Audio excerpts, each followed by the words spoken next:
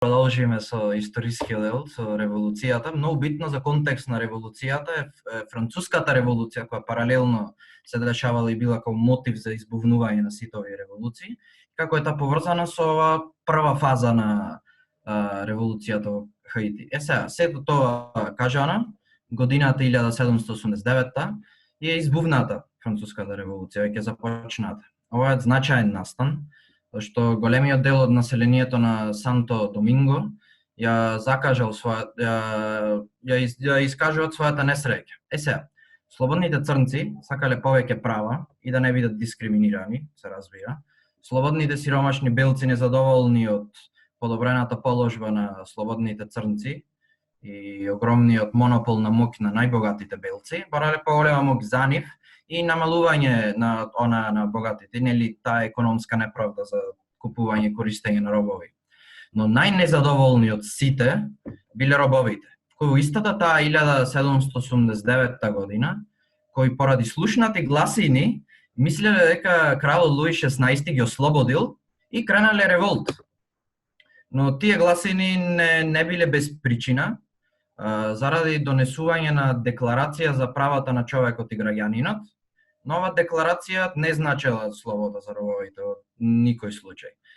Сега, робовите, поради нивната голема бројка, во тој период биле скоро 90% од целата популација на островот, успеале да се ослободат од некои плантажи, дури да освојат одредена територија во северниот дел од островот. На таа територија обично било околу плантажите и не градови и така натаму. Но за жал тој револт бил задушен. Сега, но ова не бил единствениот револт. По донесување на одлука во мај 1791, по донесување на одлука за давање еднакви права на сите граѓани, без разлика на раса, освен робовите, пошто не се сметале тие за граѓани, сиромашните белци зареволтирани од оваа одлука за еманципирање на слободните црнци, се кренале во бунт и почнале борби со слободните црнци. Значи меѓу нив почна препукување.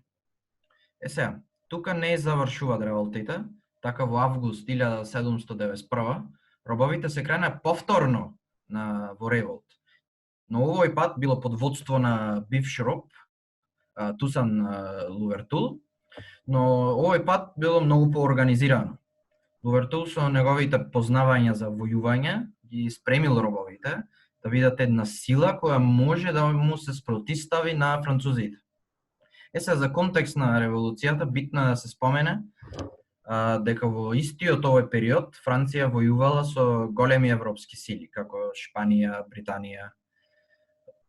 И шпанците, како тогашни непријатели на Франција, ги поддржувале овие робовски револти со цел ослабнување на Франција. И така Лувертул во 1793 станал офицер во шпанската армија, затоа што еманципацијата на робовите му била очигледно многу побитна од неговата верност кон Франција.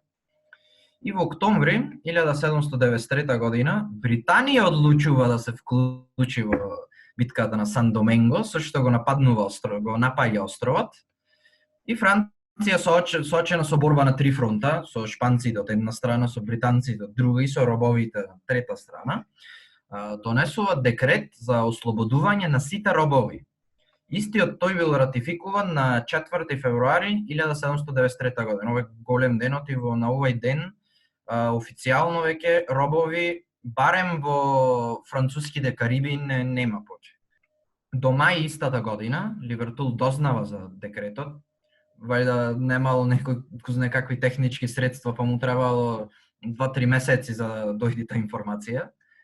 И се дознава за декрето и менува верност. Повторно, значи, се враќа кај французите.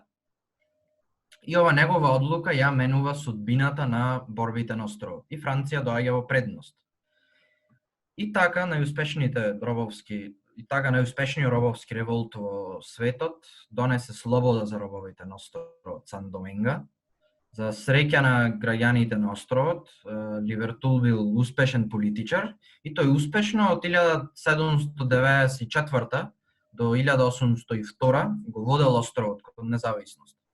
Ливертул донел устав И со тоа работите на островот се одвивале добро, со еден исклучок, а тоа е дека се уште островот бил француска територија, која сега веќе почнува да биде владеена од Наполеон.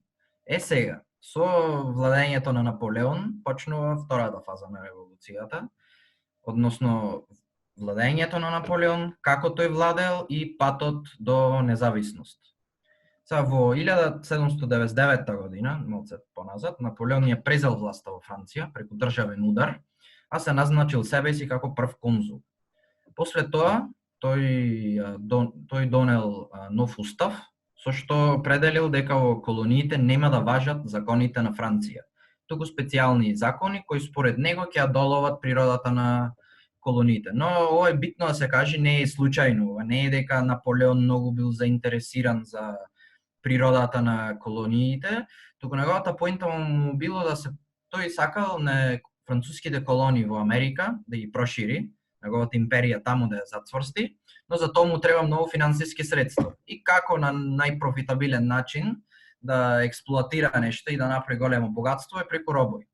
И затоа како алиби го искористи та природата на колониите за да направи нови закони кои ќе бидат дозволено робството на островот, оти нели знаеме претходно било ослободено со француски закони.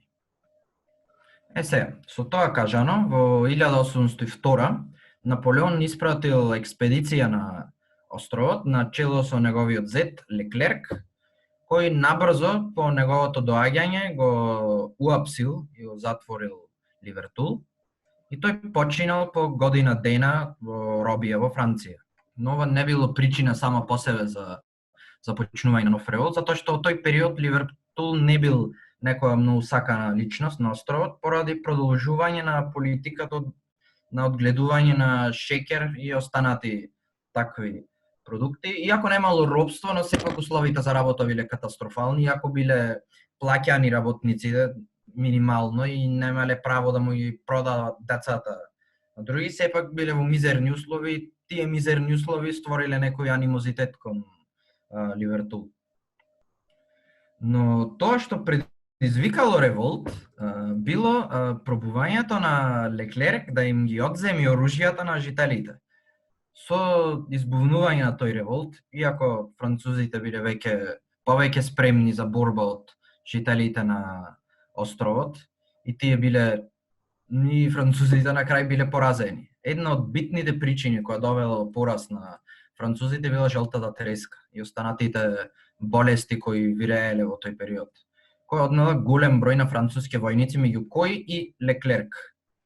Наполеон, соочен со пораз во Америка, се откажал од неговите намери за ширење на неговите амерички колонии и од островот ги вратил сите своји преживеани војници во Франција, кои биле 8.000 преживеани, од вкупно 40.000 испратени од првата експедиција.